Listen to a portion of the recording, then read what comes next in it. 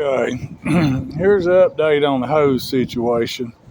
I was going to show you this, Brandon, but you were out of the office. Okay, so, I've been checking hoses to make sure the plugs go in and out easily. Uh, so that when the drivers get somewhere to unload, there's not going to be any problems unless, something goes wrong with Valspar, like they drop the hose. I got Mike's fixing to have a little reminder session with him down there. Well, he had something going on anyway. And he's going to remind them not to be dropping our hoses. That's these big, heavy, ribbed 3-inch hoses. All right, so, but what I'm having to do now, because this is what happened to Greg, as you can see, there's a double male fitting in here. And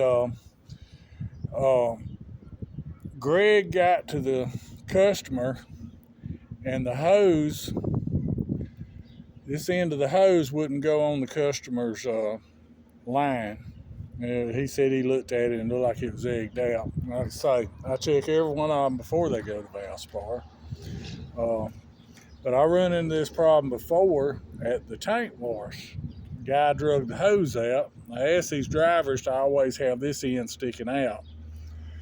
But that don't always happen. Then when I see the trailers down there, I try and turn these around, but it don't always happen. So the tank wash won't drag them out and drop this end. This is the most vulnerable end, the end with the plug in it. The other ends that have caps on them, we don't ever seem to have any problems with them. All right, so I just happened to be standing there. Guy at the tank wash drug the hose out. Hose slammed into the concrete. And then a minute later, he's hollering, well, this won't go on the trailer. All right, well, I said, well, you know why, don't you? So I fixed the hose like I usually do, my little ball peen hammer, where the plug go in and out. Well, the plug would go in and out, but it still wouldn't go on the trailer. So we had to trash that hose.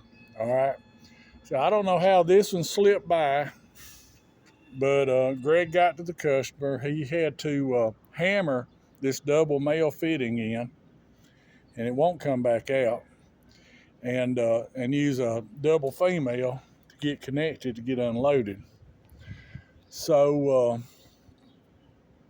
we had this ideal. Richard come on from Trimac, and I'd worked there before, and they use 2.5-inch hoses with 3-inch fittings.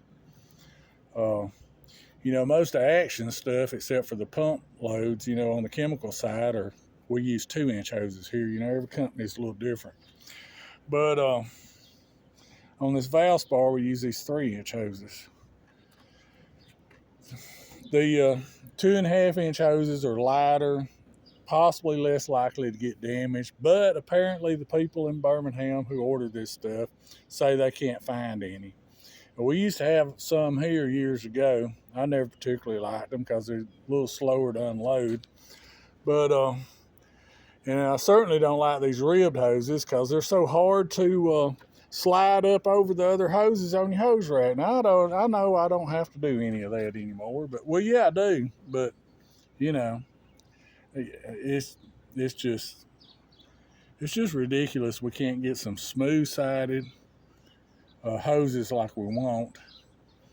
These things are real heavy. But anyway, don't know how this one got by and got damaged. Now my new procedure is, not only do I have to make sure the plug will come out of the hose, I have to make sure the hose will connect to the trailer. So that's where I'm at.